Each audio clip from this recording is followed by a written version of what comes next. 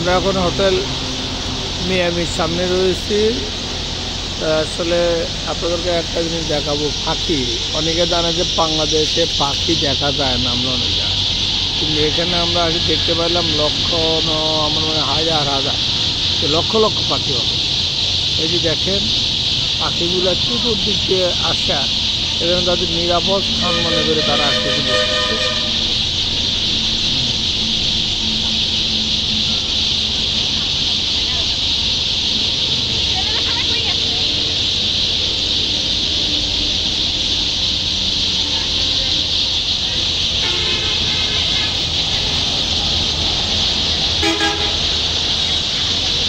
সুন্দর একটু আগ মুহূর্তে দেখেন চারটে জায়গা আসছে।